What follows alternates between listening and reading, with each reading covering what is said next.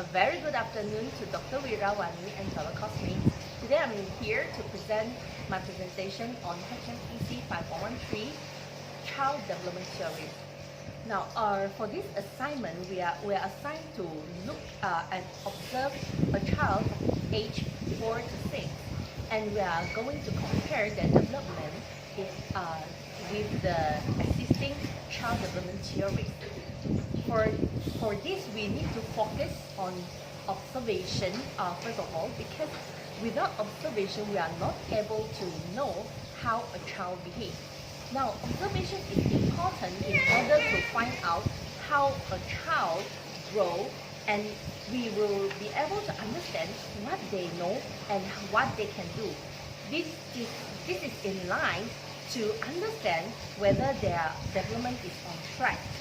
Now, as children learn through play and interaction. So I choose to observe when the child is in a classroom setting where she's doing her daily activities in the class. Through this experience, I'm able to find out how she behaves in a normal classroom setting. And after the observation, documentation is very important. This is for our track progress. We will be able to track the progress of the children, of the child that we have observed, and we will be able to compare her development with the theories that I have selected. And from there, we will see whether she is progressed well in her development. And as we know that children go through different growth and development, so it is crucial to understand different child development theories.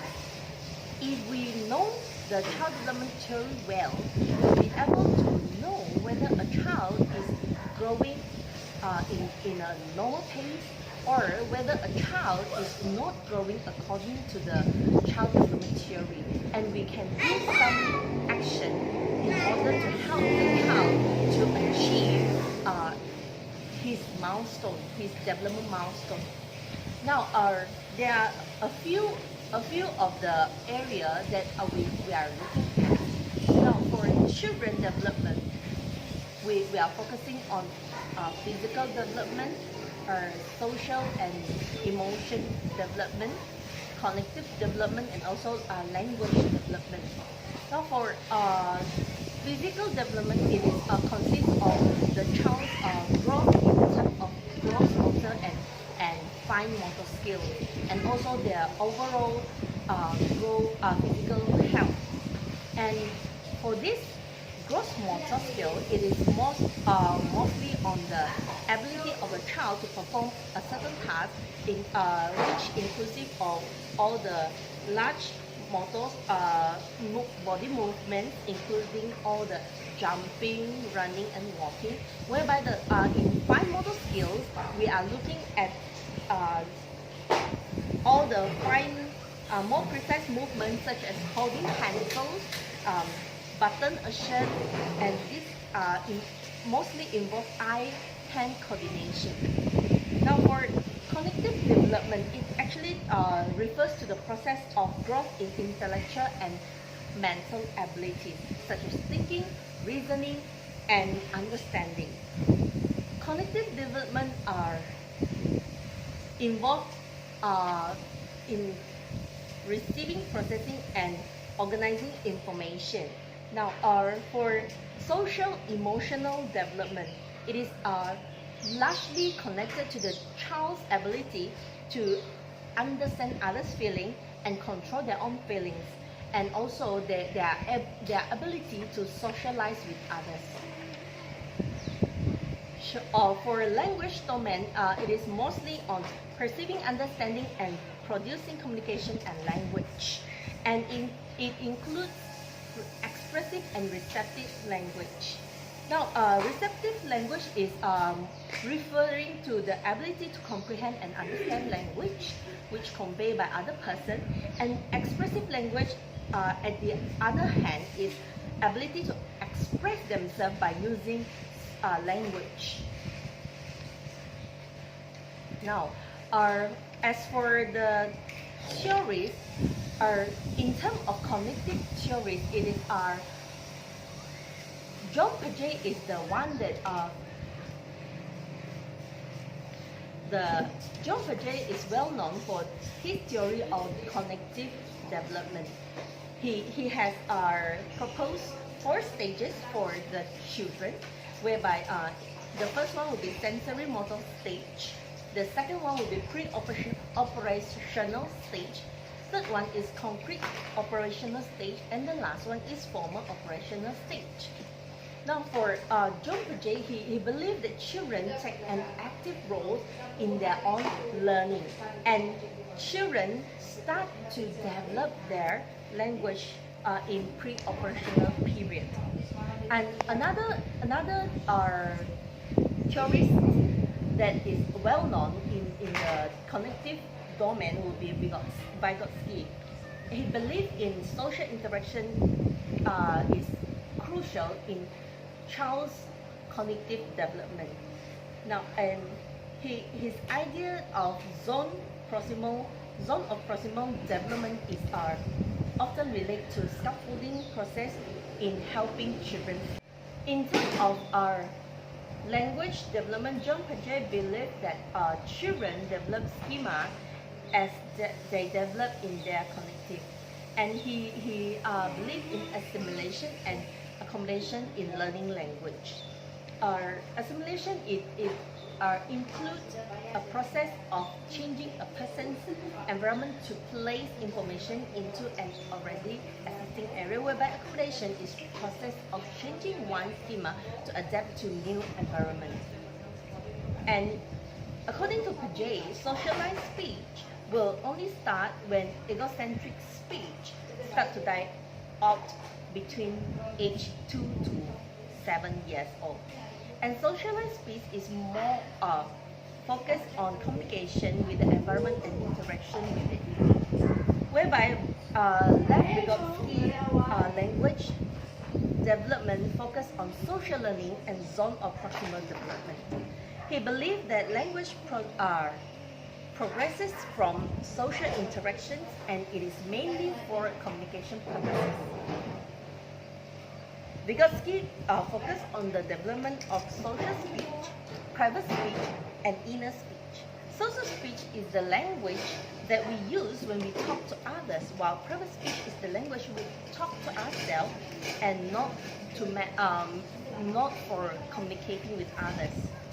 And this private speech will eventually transform into inner speech, will take on self-regulation function. And another social personality development will be Erik Erikson. Erik Erikson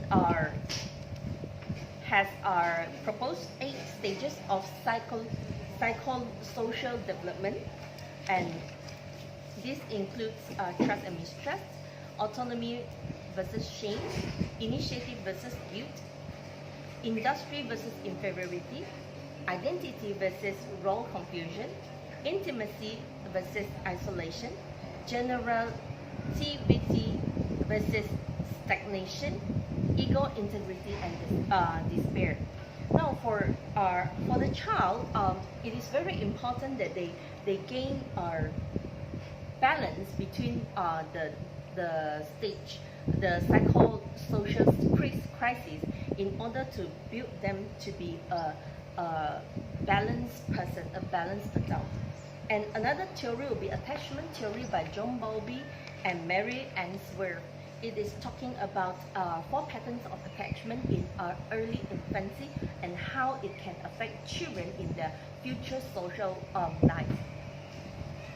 For child D that I have observed, she's 4 years old, and since I'm observing her in her normal class setting, I